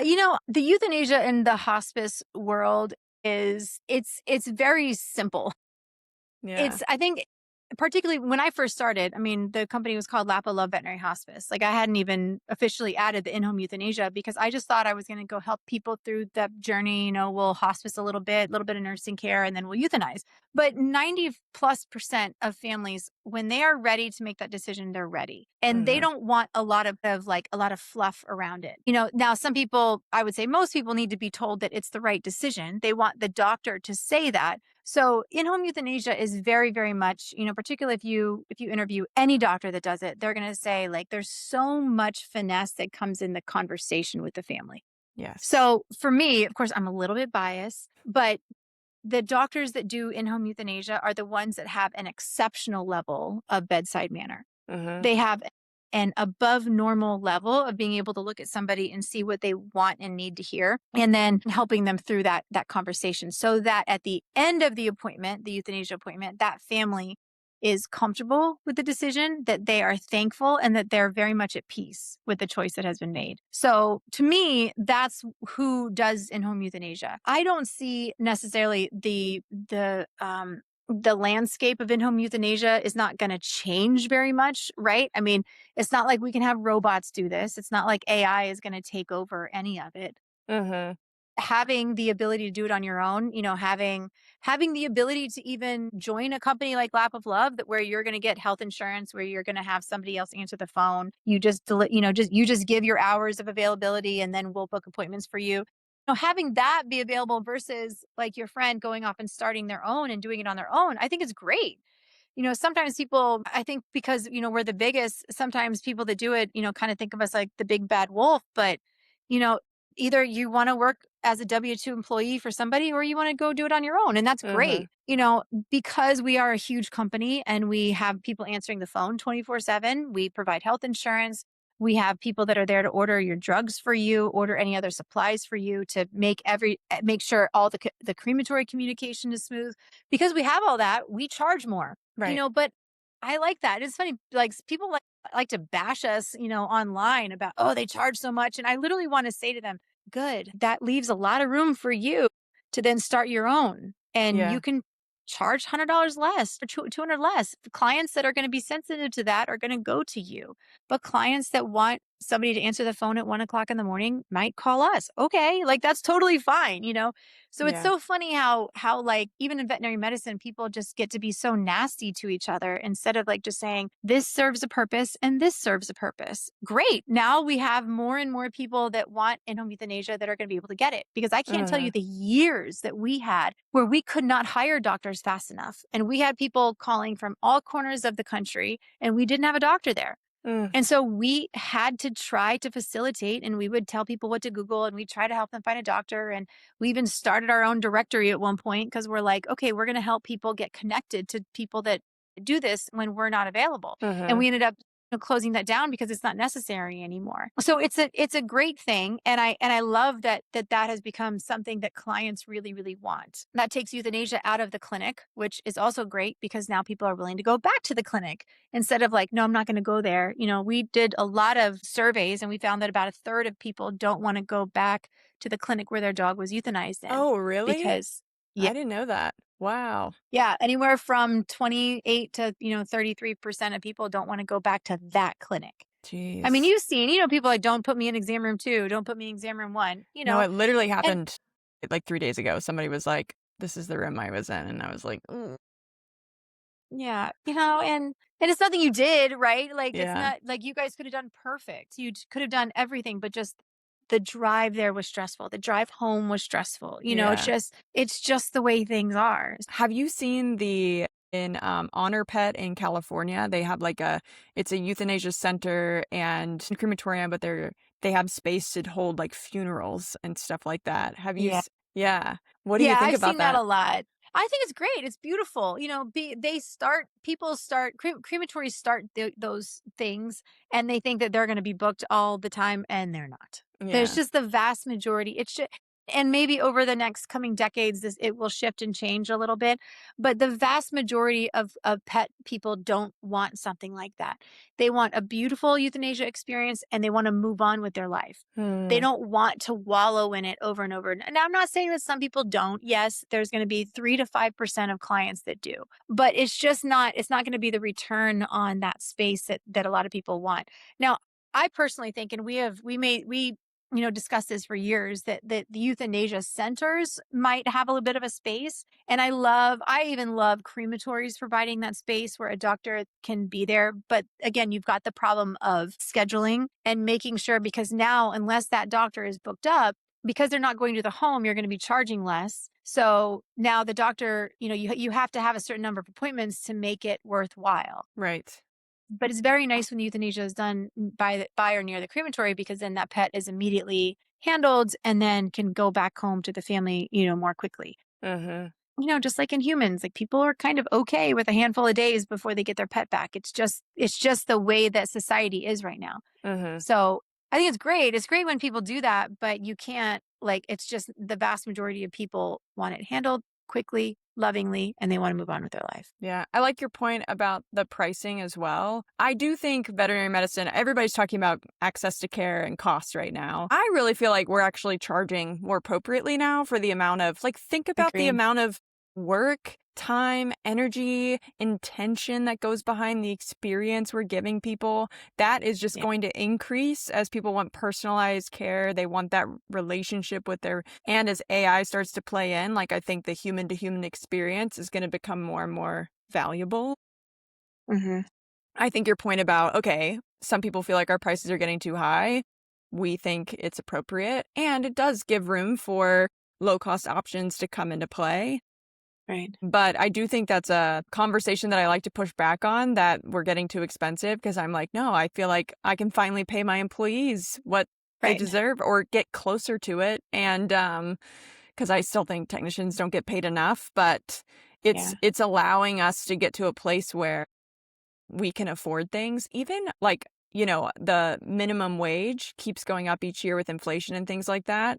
But Hmm. how many people are doing price increases to keep up with inflation so they can increase their wages to keep up with that? Like, I don't think veterinary clinics are paying attention to that or doing that. Or at least I feel like a lot of them aren't. Maybe the corporate groups are a lot better about it because they're so Oh, they do.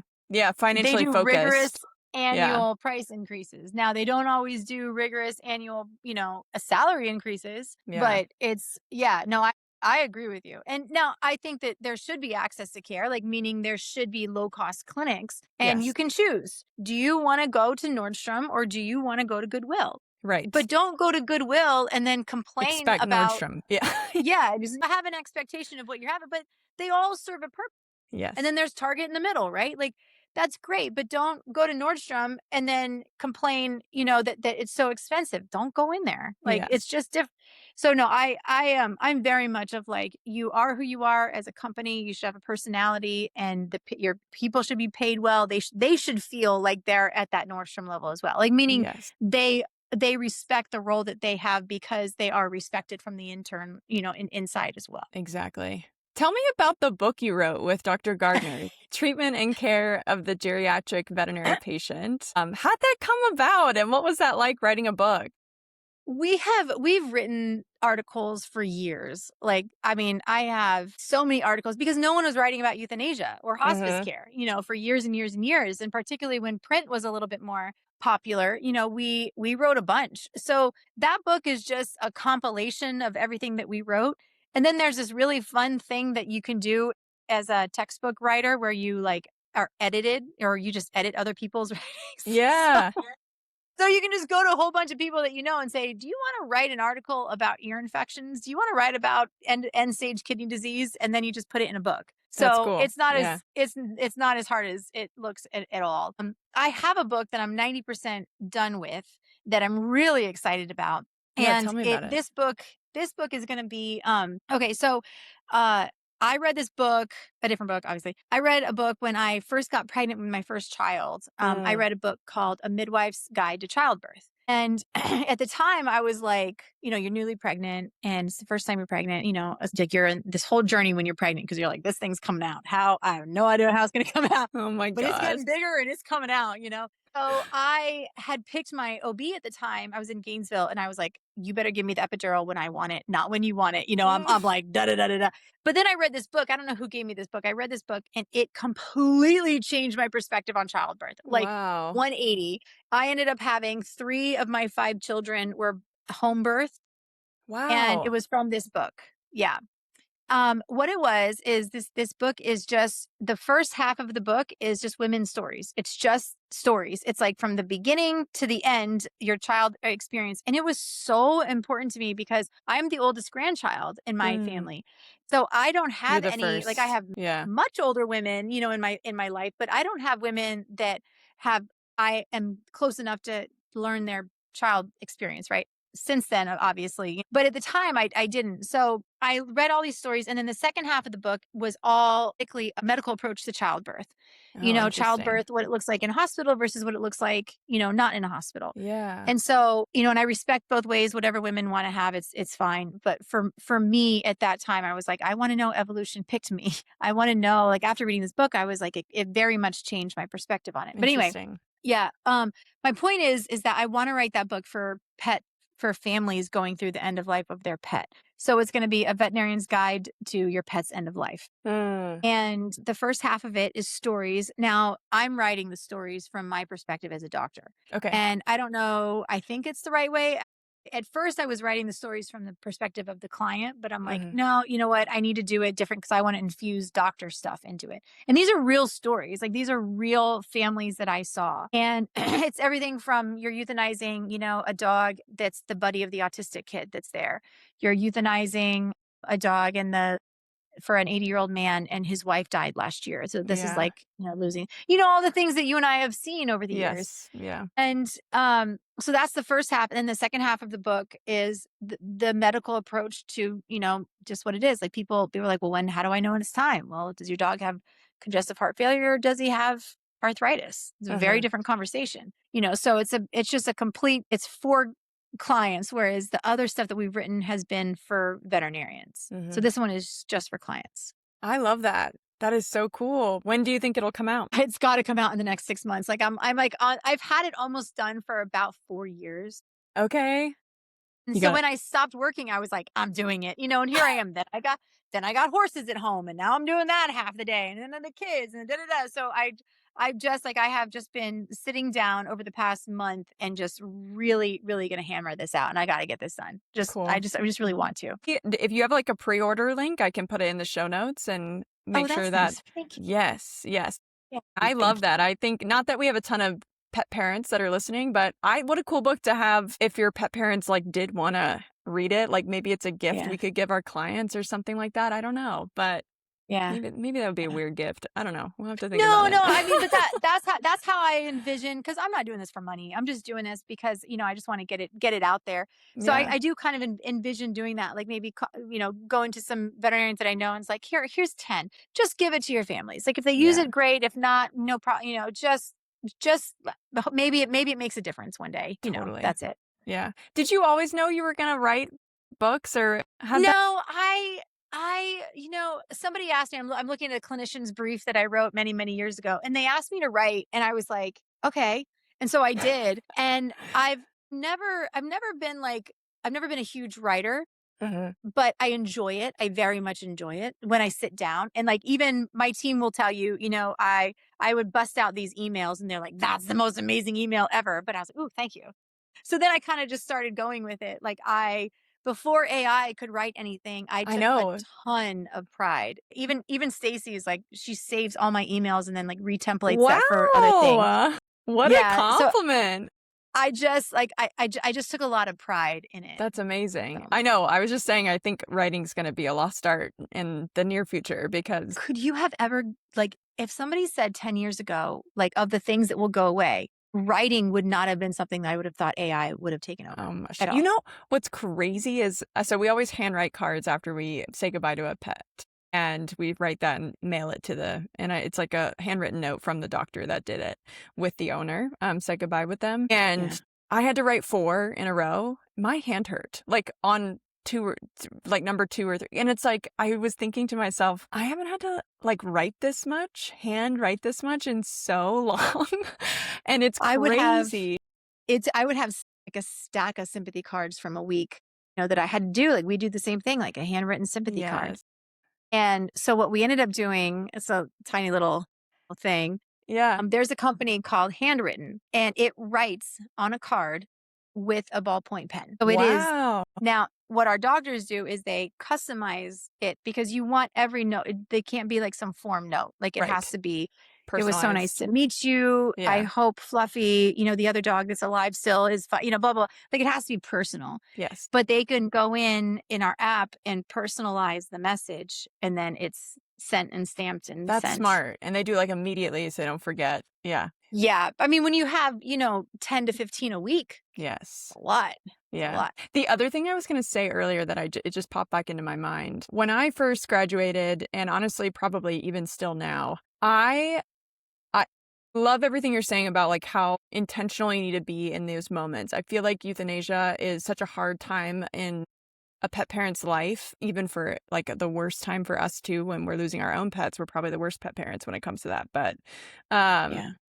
it's just such a tough situation. And if I can show up as a veterinarian and be my best self for them in that moment, if they can leave feeling good after having to do this, say goodbye to their pet in a way where like we're making the decision, if they can feel any semblance of peace and goodness from that, I feel like I've done my job really well as a veterinarian. And when I first graduated, I would only get thank you cards when I would help someone say goodbye to their pet, but I could save hundreds and like not get one card. And I was like, you know what? If I can do this one thing really well, I feel like I'm nailing it, because that's probably the hardest time when you have to read them the most and like know the right thing to say and how to say it. I had a therapist tell me one time when I was helping her make the decision. She was like, I'm a therapist and you're like nailing this. You're saying all the right things. And I was like, wow. Ooh, yes, that is awesome.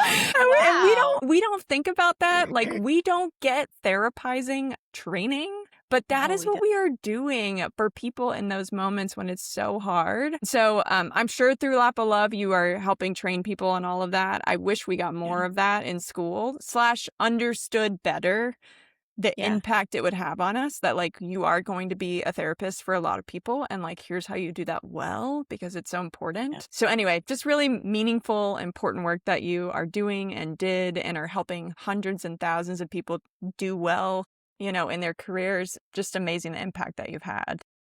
Thank you. Okay, so you're working on this book. What else? You're homeschooling. You are being really intentional with your family now. What's coming on the horizon? What else do you have thoughts about as far as like what's next for Dr. McVety? So after I finish this client book, I don't know if I'll ever finish it or publish it, but I wanted like kind of do a book about my veterinary journey, failing a class and like all that. Like so powerful. I think that it would be useful to people, as long as it's not, I can't be like, I can't be 30 years out of veterinary school when it happens. It has to be even now, 17 years out of school. Like, it's a lot. I remember you and I remember sitting in class, people like, it's been 15 years. And you're like, you are old, man, But once you're out, it doesn't feel like it's been that long. Right. I know. It feels like yesterday. Yeah.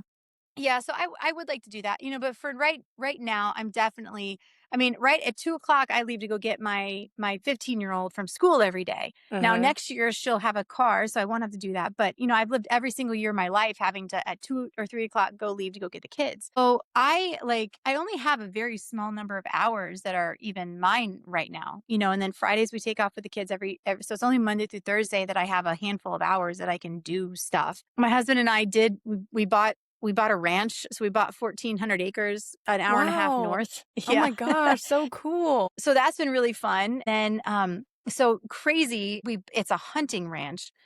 And we did not set out to buy a hunting ranch, but it has been very interesting because it was 1,400 acres and it was the only large tract of land that we could find. And it happened to have a business on it that was, not losing money, making tiny little bit of money. Yeah. So that's been very interesting because I love caring for the animals, but I don't necessarily love the hunting part. People will ask me, do I hunt? And I'm like, no, I don't hunt. However, I've killed more animals than you ever will. So it's always like, I know, it's like not a PC. That's like my un-PC response to that. I love it.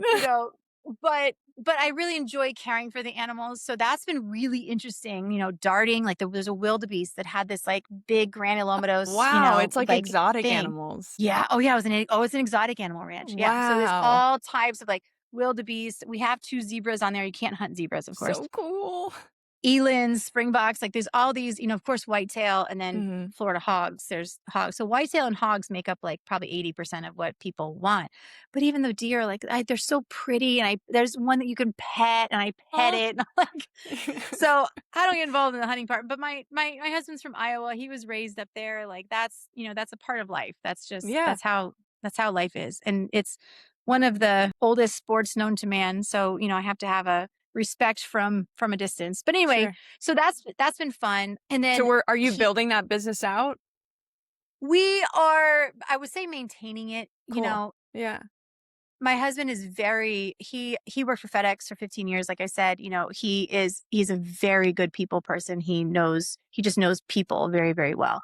Yeah. So he's kind of taken the people in this business and like really kind of built it up a little bit, but he's kind of the same as me, is that he doesn't like to hunt necessarily anymore, but we both like the animals. So we go out, and then we have other people that guide the hunts. So we actually don't have anything to do with that. Yeah. So that's been fun. So we've been kind of thinking about maybe turning that just into a breeder facility, to where we just kind of manage the animals. And then when other hunting farms want animals, then we send them off. Not that that's any better, but it just is what it is. Yeah. That's cool. So that's been fun. fun. Like I completely redid the website. We bought the business last year. I completely redid the website, and I have a lot of pride that everyone like that calls is now like, wow, your website is so great, So That's that's neat. amazing. Yeah. Yeah, totally redid the accounting system, totally redid like just how the business kind of flows a little bit. So that's been fun. I've gotten to use that all over again. Very cool. What Yeah. else? You're gonna check back with me in a year. I don't know. Okay. Yeah. Let's see what opportunities I'm come to like, you. Yeah. yeah, like, I'm very happy in the I don't know right now. Like I I really love am. that. I'm very, very, very happy. My youngest is 2.5. So we're just gonna start traveling this summer. We're gonna go to Greece. Haven't been traveling in a long time, like big travels because, Yeah. just because babies. So I finally feel like we're just starting to come out of that hole a little bit. And yeah, I make myself settle into this part of my life and make myself enjoy it and really, really be present with my family. Because That's we're going to good. die at some point. Because So. we're gonna die. No, I think that's amazing. And as hard as you have worked and giving yourself permission to like do the fun things that you've been holding off on, and there is some beauty, like there is beauty in that too, of like, okay, and let me just be clear, like taking care of a whole family is a whole nother job. That is Yeah, the another fact job. that you Oh, are yeah. doing. Yeah. So it's not like you're really getting a huge break, but you're getting to do more of the family time and things. I've interviewed other entrepreneurs that, finally sold and then are taking a breather and are like, you know Yeah. what? I'm just going to see what comes to me and like enjoy this quiet time. And more veterinarians need to hear and have permission to do that. So, You're exactly right. Even when I yeah. talk to students, like I was at Auburn, a couple weeks ago, and I'm like, look, if I could like fairy dust your life for you, I would say get out of school, get married, have kids, have a family that's going to be paying you off later on down the road. And Mm-hmm. then while that's happening, start a business in a handful of years, then sell the business and then Mm-hmm. live off the interest and be with your family. Yeah. Like if I could fit, like that's great. You've done the things. You've used your career. You have this long-term payout that's going to be your family down the road. You have Christmases and Thanksgivings and whatever, to look forward to. And like you build something lasting. You build a business, sell it, put the money in the bank, don't spend it, live off that interest, whatever that is, Mm-hmm. and just budget out your life properly so that you don't have to go back and break yourself, Right. at work. Yes. Do it at the beginning, but then plan properly so that you don't have to later on. I love that. I love that. Dr. McVety, what haven't we talked about today that you wish we had? Oh my gosh, I feel like we've talked about everything. I could sit covered here a and lot. ask you 1,000 questions on how your business is and, and how what you've thought, and maybe that's a different Yeah. podcast. Another time. I'll guest host your podcast for you and ask. Yeah. You That would be so much fun. That would be amazing. I feel like we've covered so much and I've learned so much from your journey, and I know the listeners will too. I'm just so grateful for you taking the leap, starting that business 3 months out of school. You have literally changed the profession with Lap of Love and made people think about euthanasia in a really different way. It's just this domino effect. You've changed probably thousands of veterinarians' lives with just like creating this other outlet.